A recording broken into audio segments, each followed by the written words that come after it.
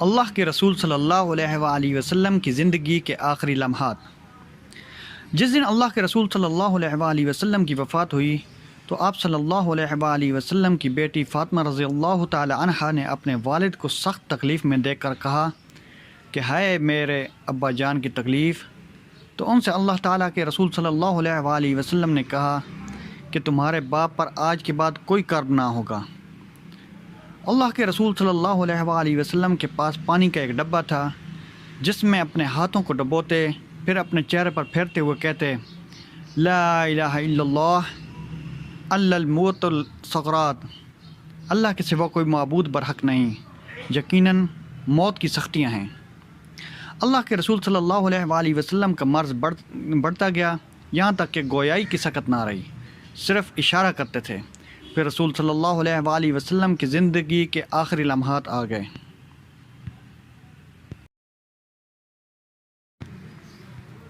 آپ صلی اللہ علیہ وآلہ وسلم کا سر ام المؤمنین حضرت عائشہ رضی اللہ تعالی عنہا کی آغوش میں تھا کہ عبد الرحمن بن ابی بکر رضی اللہ تعالی عنہ اپنے ہاتھ میں مسواک لے کر آپ کے پاس آئے تو اللہ کے رسول صلی اللہ علیہ وآلہ وسلم نے ان کی طرف دیکھا، جس سے حضرت عائشہ سمجھ گئیں کہ آپ صلی اللہ علیہ وآلہ وسلم کو مسواک کی طلب ہے۔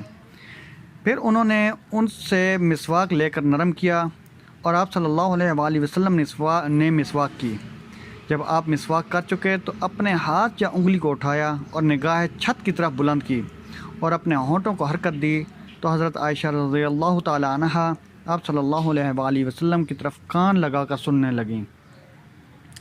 آپ صلی اللہ علیہ وآلہ وسلم پڑھ رہے تھے مع الذین انعمت علیہم من النبیین والصدیقین والشہداء والصالحین اللہم اغفر لی وارحمنی والحقنی بالرفیق الاعلی اللہم الرفیق الاعلی۔ اے اللہ میرا معاملہ انبیاء، صدیقین، شہداء اور نیک لوگوں کے ساتھ کر جن پر تو نے انعام کیا۔ اے اللہ تو مجھے بخش دے، مجھ پر رحم فرما اور مجھے رفیق اعلیٰ سے ملا دے۔ اے اللہ رفیق اعلیٰ۔ اسے 3 بار کہا اور یہی آپ صلی اللہ علیہ وآلہ وسلم کے آخری کلمات تھے۔ پھر آپ کا ہاتھ لڑک گیا اور آپ رفیق اعلیٰ سے جا ملے۔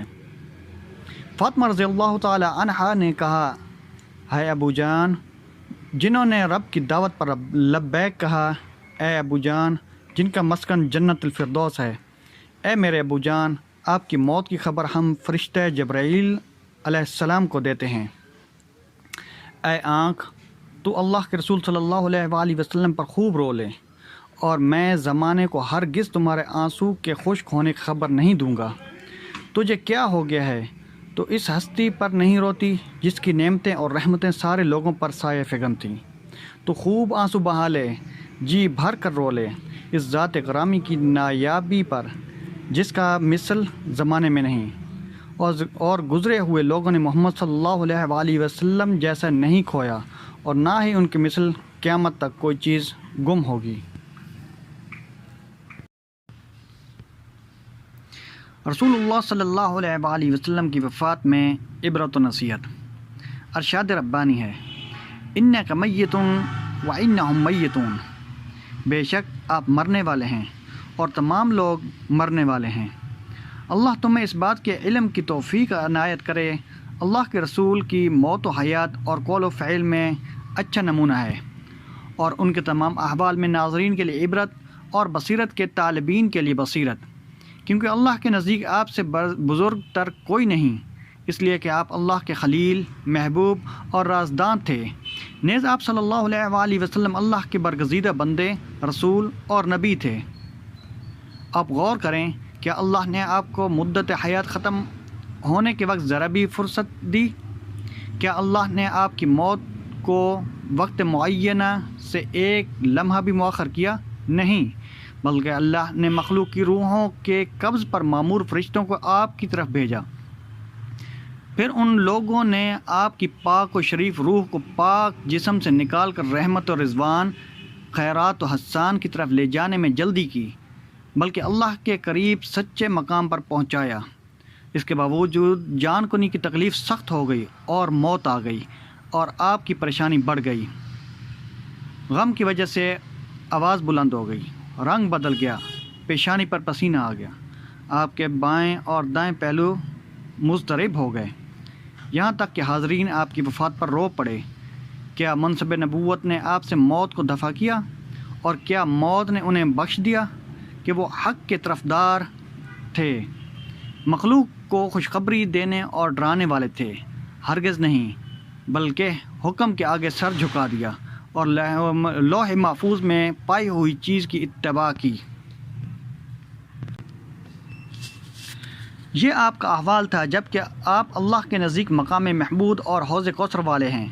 آپ صلی اللہ علیہ وآلہ وسلم پہلے شخص ہوں گے جو قبر سے نکلیں گے اور قیامت کے روز صاحب شفاعت ہوں گے۔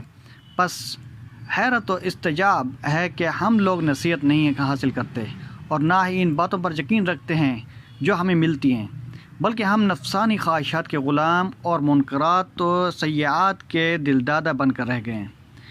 ہم لوگ کیوں نہیں سید المرسلین امام المتقین حضرت محمد صلی اللہ علیہ وآلہ وسلم کی وفات سے عبرت حاصل کرتے؟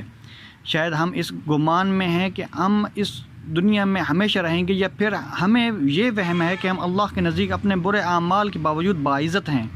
ہرگز نہیں، بہت بعید ہے، بلکہ ہمیں یہ یقین کرنا چاہیے کہ ہم سب لوگ ایسے جہنم سے گزارے جائیں گے کہ جس سے صرف پرہیزگار ہی بچ سکیں گے۔